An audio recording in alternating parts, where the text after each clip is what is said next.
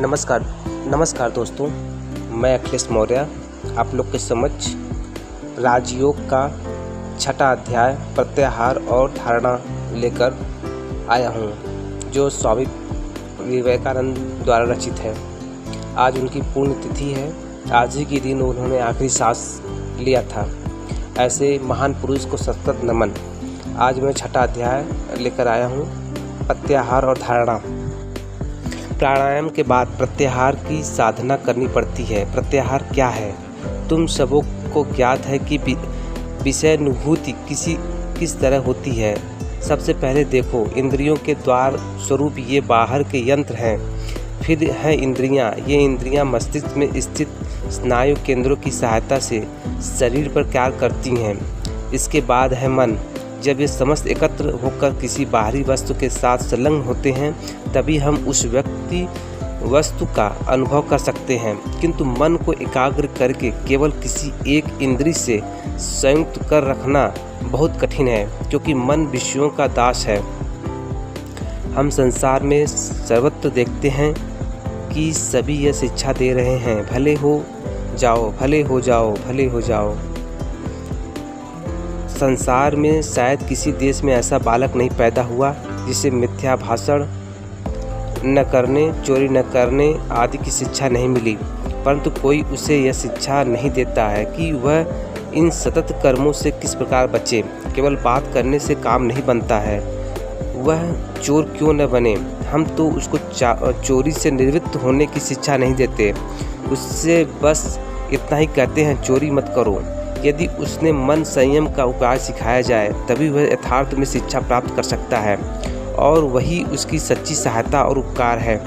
जब मन इंद्रिय नामक भिन्न भिन्न शक्ति केंद्रों में संलग्न रहता है, तभी समस्त वाह और आभ्यंतरिक कर्म होते हैं। इच्छापूर्वक अथवा अनिच्छापूर्वक मनुष्य अपने मन को भिन्न भिन्न इंद्रिय नामक केंद्रों में संलग्न करने का बाध्य होता है।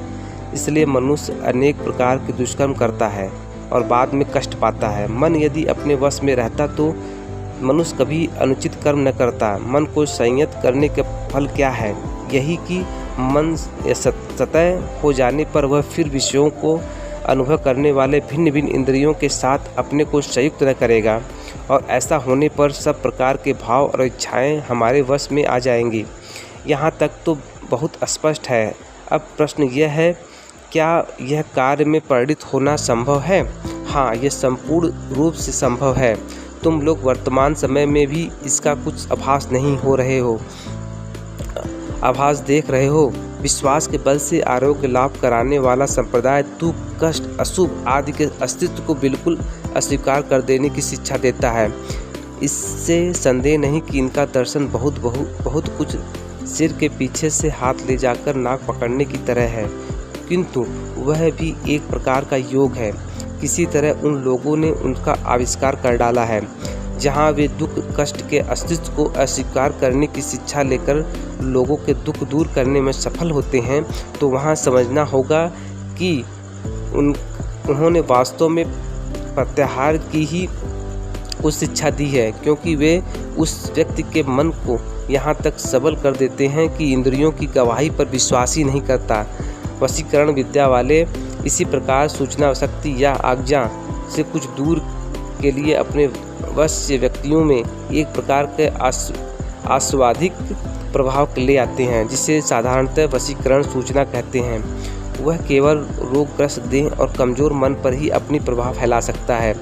वशीकरणकारी जब तक स्थिर दृष्टि अथवा अन्य किसी उपाय द्वारा अपने वश्य व्यक्ति के मन को निष्क्रिय, जड़ तुल्य, अस्वाभाविक अवस्था में नहीं ले जा सकता, तब वह चाहे जो कुछ सोचने, सुनने या देखने का आदेश दे, उसका कोई फल न होगा। वशीकरणकारी या विश्वास बल से आरोग्य करने वाले थोड़े समय के लिए जो अपने वश व्यक्तियों के शरीरस्थ शक्ति केंद्रों इंद्रियों को वशीभूत कर लेते हैं, वह अत्यंत निंद्राह कर्म है, क्योंकि वह उस वश्य व्यक्ति को अंत में सर्वनाश के रास्ते ले जाता है। यह कोई अपनी इच्छा शक्ति के बल से अपने मस्तिष्क केंद्रों का समय तो है ही नहीं, यह तो दूसरे की इच्छा शक्ति के एकाएक प्रबल आघात से वश्य व्यक्ति के मन में कुछ समय के लिए मानो जड़ कर रखना है। वह लगाम और बाहुबल की सहायता से गाड़ी खींचने वाले उछलखड़ घोड़ों की उन्नत गति की संयम करना नहीं है, वरन वह दूसरों से उन अस्यों पर शीघ्र तीव्र आघात करने को कहकर उनके कुछ समय के लिए चुप कर रखना है। उस व्यक्ति पर यह प्रक्रिया जितनी की जाती है उतना ही वह अपने मन को शक्ति क्रमशः खोते लगता है और अंत में मन को पूर्ण रूप से जितना तो दूर रहा उसके मन बिल्कुल शक्तिहीन और विचलित सा हो जाता है तथा पागल खाने में ही उसकी चरम गति आ ठहराती है। अपने मन को स्वयं अपने मन की सहायता से वश में लाने की चेष्टा के बदले इस प्रकार दूसरों की इच्छा से प्रेरित होकर मन का समय अनिष्टकारक ही नहीं वरन जिस उद्देश्य में वह कार्य किया जाता है वह भी सिद्ध नहीं होता। प्रत्येक जीवात्म का चरम लक्ष्य है मुक्ति या स्वाधीनता, जड़ वस्तु और चित्तवृत्ति के दासत्व से मुक्ति लाभ करके उन पर प्रस्तुत स्थापित करना, वह और अंत प्रकृति पर अधिकतर जमाना। किंतु इस दिशा में सहायता करने की बात तो अलग रही। दूसरे व्यक्ति द्वारा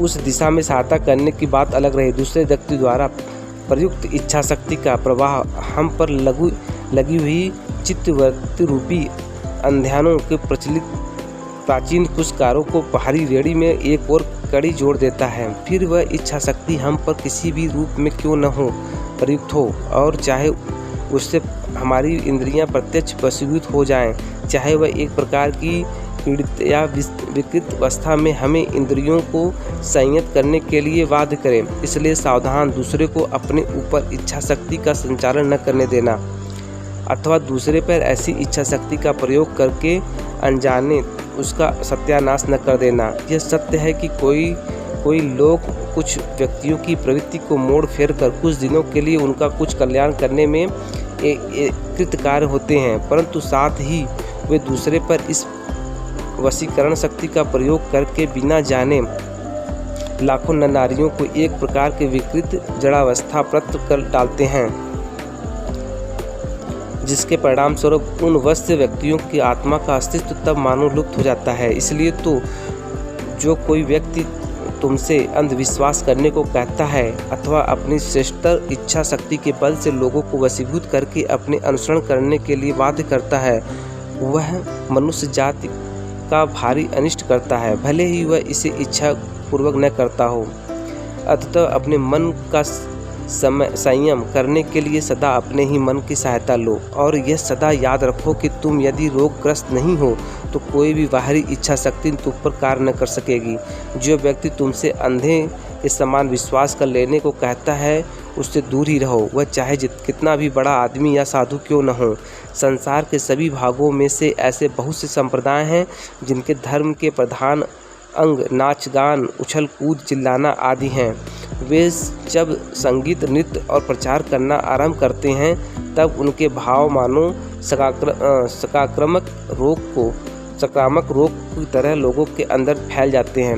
वे भी एक प्रकार के वशीकरणकारी हैं। वे थोड़े समय के लिए भावुक व्यक्तियों पर गजब का प्रभाव डाल देते हैं, पर हाय परिणाम यह होता है कि सारी जाति अधपतित हो जाते हैं।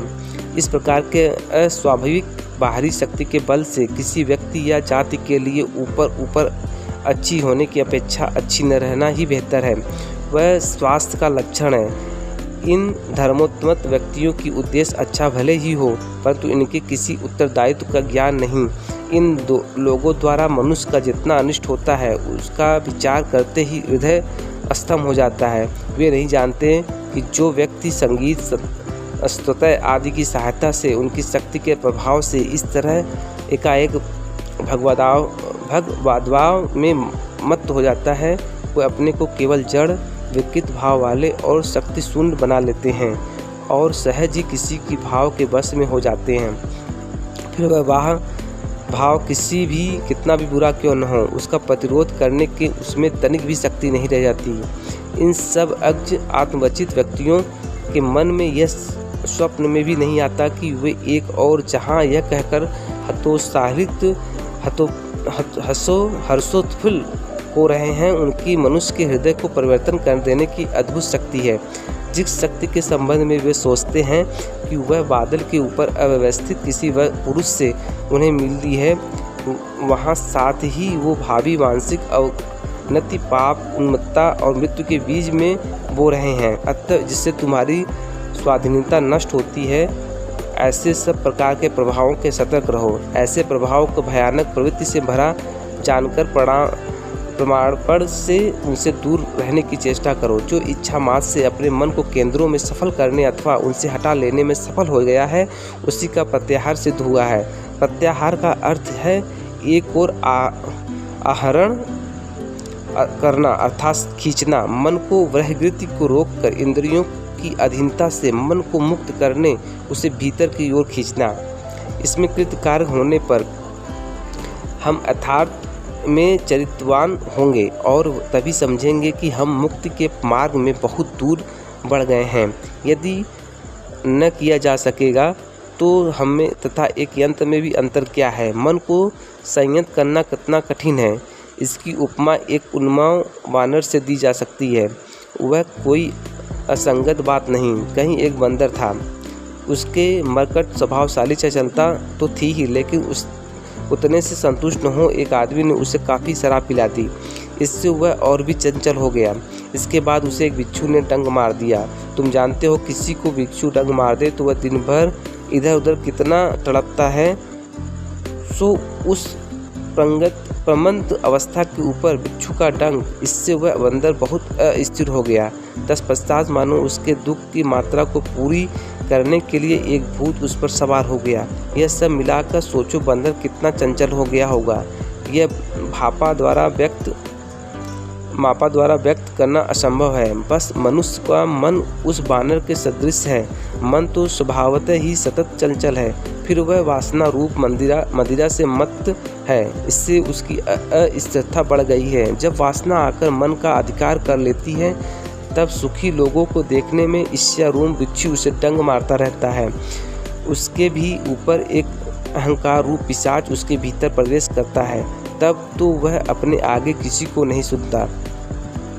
ऐसे तो हमारे मन की अवस्था है। सोचो तो इसका संयम करना कितना कठिन है। अतः मन के संयम का पहला सोपान यह है कि कुछ समय के लिए चुप्पी साध कर बैठ रहो। मन को अपने अनुसार चलने दो। मन सतत चंचल है, वह बंदर की तरह सदा कूद फाद रहता है।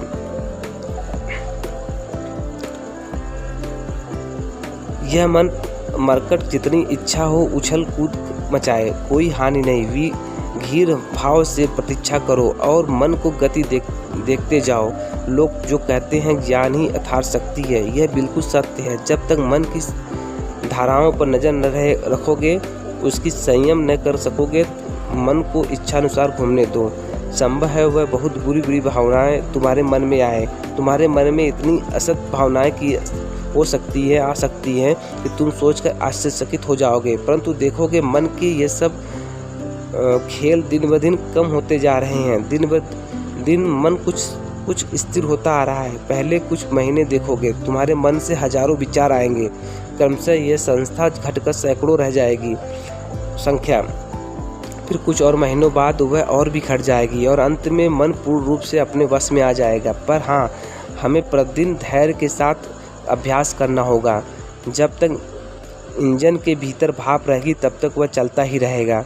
जब तक विषय हमारे सामने हैं तब तक हम उन्हें देखेंगे ही। अतः मनुष्य को यह प्रमाणित करने के लिए कि वह इंजन की तरह एक यंत्र मात्र नहीं है, यह दिखाना आवश्यक है कि वह किसी के अधीन नहीं है। इस प्रकार मन का संयम करना और उसे विभिन्न इंद्रियों के साथ संयुक्त न होने देना ही प्रत्याहार है। इसके अभ्यास का उपयोग करना ही प्रत्याहार है। यह एक दो दिन का काम नहीं, बहुत दिनों तक लगातार इसकी अभ्यास करना होगा। धीरे धीरे भाव लगातार बहुत वर्षों तक अभ्यास करने पर तब कहीं इस विषय में सफलता मिल पाती है। कुछ काल तक प्रत्याहार की साधना करने के बाद उसके बाद की साधना अर्थात धारण का अभ्यास करने का प्रयत्न करना होगा। प्रत्याहार के बाद भी धारण का अर्थ मन को देह भीतर या उसके बाहर किसी स्थान विशेष में धारण या स्थापना करना। मन को स्थान विशेष में धारण करना का अर्थ क्या है? इसका अर्थ यह है कि मन को शरीर के अन्य सब स्थानों से अलग करके किसी एक विशेष अंश के अनुभव में बलपूर्वक लगाए रखना। मान लो मैंने मन का हाथ में धारण किया, तब शरीर के अन्य अवयव विचार के विषय के बाहर हो जाएंगे। योगाभ्यास करने पर जो चिन्ह योगियों में प्रकट होते हैं, देह की स्वस्थता उनमें प्रथम है। स्वर भी मधुर हो जाएगा, स्वर में जो कुछ दोष है सब निकल जाएगा और भी अनेक प्रकार के चिन्ह प्रकट होंगे, पर ये ही प्रथम है। जो बहुत अधिक साधना करते हैं उसमें और भी दूसरे लक्षण प्रकट होते हैं। कभी कभी घंटा ध्वनि की तरह का शब्द सुन पड़ेगा, मानो दूर में बहुत से घंटे बज रहे हैं और वे सारे शब्द एकत्र मिलकर कानों में लगातार आघात कर रहे हैं। कभी कभी देखोगे कि आलोक के छोटे छोटे कण हवा में तैर रहे हैं और क्रमशः कुछ बड़े होते जा रहे हैं। जब ये लक्षण प्रकाशित होंगे तब समझना कि तुम द्रुत गति में साधना में उन्नति कर रहे हो। जो योगी होने की इच्छा करते हैं और कठोर अभ्यास करते हैं, उन्हें पहली अवस्था में आहार के संबंध में कुछ विशेष सावधानी रखनी होगी। जो शीघ्र उन्नत करने की इच्छा करते हैं, वे यदि कुछ महीने केवल दूध और अन्न आदि निराश्रित भोजन पर रहें तो उन्हें साधना में बड़ी सहायता मिलेगी। किंतु जो लोग दूसरे दैनिक कामों के साथ थोड़ा बहुत अभ्यास करना चाहते हैं, उनके लिए अधिक भोजन न करने से ही काम बन जाएगा। उन्हें खाद्य के संबंध में उतना विचार करने की आवश्यकता नहीं है। वे तो जो इच्छा वही खा सकते हैं। जो कठोर अभ्यास करके शीघ्र उन्नति करना चाहते हैं, उन्हें आहार के संबंध में विशेष सावधान रहना चाहिए। देह यंत्र धीरे धीरे जितना ही सूक्ष्म होता जा रहा है, उतना ही तुम देखोगे कि एक सामान्य अन्न से भी दूसरे तुम्हारे सारे शरीर के भीतर बहुत बड़ा अनमोल उपस्थित हो जाएगा। जब तक मन पर संपूर्ण अधिकार नहीं हो जाता, तब तक आहार में एक ग्रास की अल्पता या अधिकता संपूर्ण शरीर यंत्र को बिल्कुल अप्रकृतिस्थ कर देगी। मन के पूर्ण रूप से अपने वश में आने के बाद जो इच्छा हो खाया जा सकता है। मन को एकाग्र करना आरंभ करने पर देखोगे कि एक सामान्य पिन गिरने से ही ऐसा मालूम होगा मानो तुम्हारे मस्तिष्क से ये वज्र पार हो जाएगा। इंद्रिय यंत्र जितने सूक्ष्म होते जाते हैं, अनुभूति भी उतनी ही सूक्ष्म होती जाती है। इन्हीं सब अवस्थाओं में से होते हुए हमें क्रमशः अग्रसर होना चाहिए। और जो लोग अध्यावसाय के साथ अंत तक लगे रह जाते हैं, वही कृतकार होंगे। सब प्रकार के तर्क और चित्त में विशेष उत्पन्न करने वाला बातों की दूर कर देना होगा। शुष्क और निरर्थक तर्कपूर्ण प्रलाप से क्या होगा? वह केवल मन के साभ्य भाव को नष्ट करके उसे चंचल भर कर देता है। इन सब तत्वों को उपलब्धि की जानी चाहिए। केवल बातों से क्या होगा? अतः सब प्रकार का बकवास छोड़ दो। वहाँ बड़े धैर्य के साथ उनसे मोती तैयार करने के प्रयत्न में लग जाती है। हमें भी उन्हीं सीपियों की तरह होना होगा। पहले सुनना होगा, फिर समझना होगा। अंत में बाहरी संसार से दृष्टि बिल्कुल हटाकर सब प्रकार की विवेचकारी बातों से दूर रहकर हमें अंतर्निहित सत्य तत्व के विकास के लिए प्रयत्न करना होगा। एकमात्र को नया कहकर ग्रहण करके उसकी नवीनता चली जाने पर फिर एक दूसरे नए भाव का आश्रय लेना, इस प्रकार बारंबार करने से तो हमारी सारी शक्ति ही इधर उधर बिखर जाएंगी। साधना करते समय नए भाव के प्रति इस प्रकार आकर्षण रूप वृत्ति आया करती है। एक भाव को पकड़ो, उसी को लेकर चलो, उसका अंत देखो, बिना उसे मत छोड़ो। जो एक भाव लेकर उसी से मत होकर रह जा सकते हैं, उन्हीं से हृदय में सत्य तत्व का उन्मेय होता है। अंत में जो यह कहा गया कि वहाँ कुछ यहाँ कुछ, इस तरह की खटाइयाँ रखने से समान सब विषयों को मानो थोड़ा थोड़ा रखते जाते हैं कि कहीं कभी कोई जीत ना पा सकते। कुछ देर के लिए उनसे जन्मे उत्तेजित होकर उन्हें एक प्रकार का आनंद भले ही मिल जाता है, किंतु इससे और कुछ फल नहीं होता है। जो सचमुच योगी होने की इच्छा करते हैं, उन्हें इस प्रकार थोड़ा थोड़ा हर विषय को पकड़ने की भाव छोड़ देना होगा। केवल भाव लेकर सदा उसी में विभोर होकर सोते जागते समय उसी को लेकर रहो।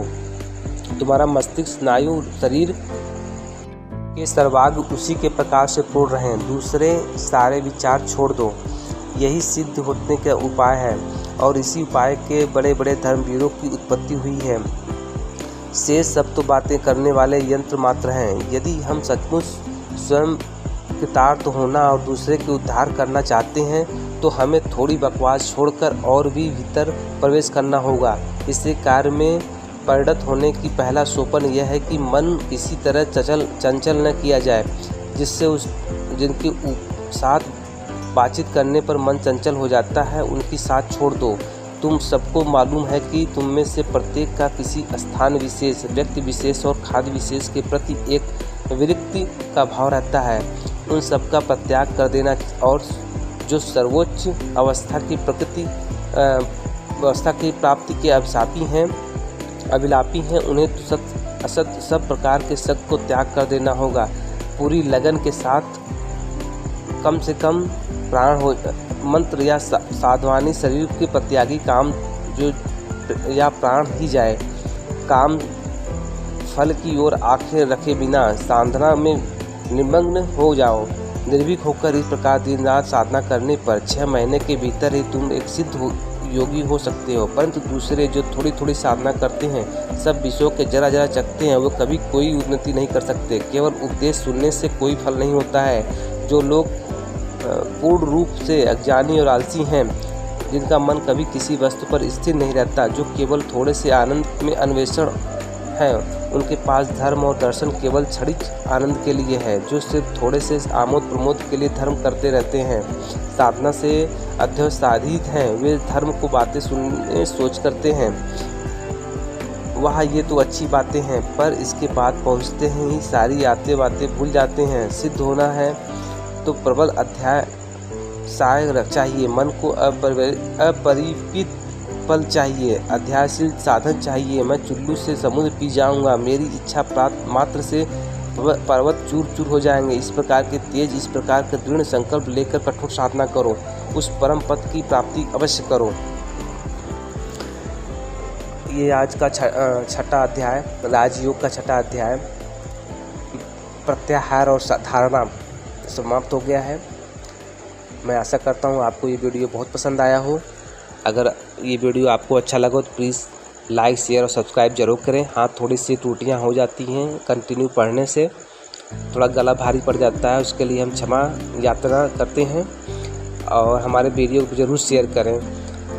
आज 4 जुलाई है, आज स्वामी विवेकानंद जी की पुण्यतिथि है। आज हम उनको 2 मिनट का मौन धारण करेंगे। जय हिंद, जय भारत।